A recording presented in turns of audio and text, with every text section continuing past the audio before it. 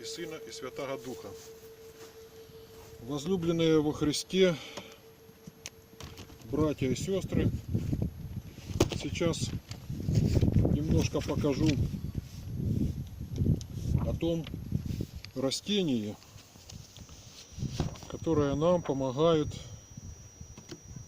излечиваться от простуды, излечиваться от кашля.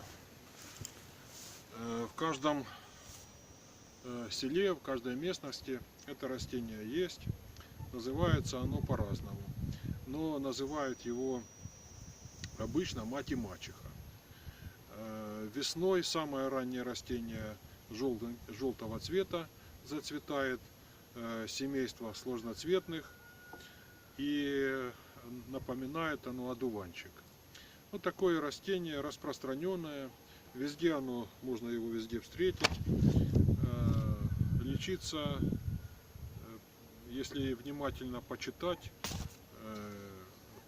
те учебники по врачеванию, по лекарственным травам почитать учебники, найти его в интернете несложно. Но я просто хочу показать, где оно растет у нас возле церкви и как мы его собираем для того, чтобы использовать потом, делать хороший вкусный чай, чай, помогающий при кашле, делать при простуде, при температуре, и потом высушить. Сейчас мы собираем цветочки. Сегодня у нас 28 марта. Он будет цвести еще мать и мачеха. Ну, подбел называется. Подбел называется это растение. Значит, мы его высушим, а летом соберем, где-то примерно в мае месяце, еще соберем и листья. Саша собирает там сейчас, пойдем покажем, как он это делает.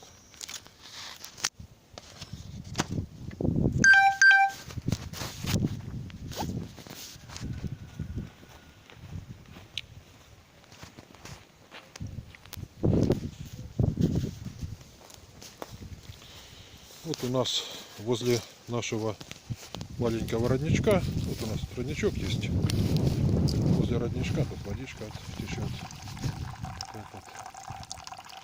И на этой площадочке, на зеленой лужайке у нас растет желтенькие такие цветочки. Вот они, вот эти цветочки. Вот это мать и мачеха. Они любят глинистую почву. У нас почва глинистая. Любят водичку, чтобы влага была. Вот это такое растение. Мать и мачеха называется, потому что летом, когда будет лист, с одной стороны лист гладкий, а с другой стороны пушистый. Та гладкая сторона у него тепленькая. Не, наоборот, гладкая холодная, а это тепленькая, пушистая, тепленькая. Вот так и называется. Вот оно так и есть. Мать теплая, а мачеха холодная. Вот сейчас мы это все пособираем. Соберем корзинку и будем потом сушить. Вот Саша нарезает потихоньку.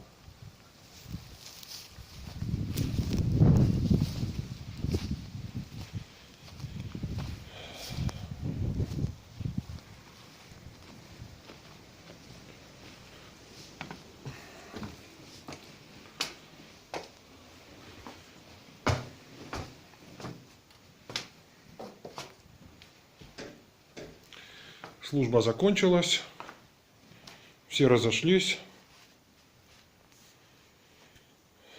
Ну, вот наш маленький храм. Все, всем всех благ. Ангела-хранителя.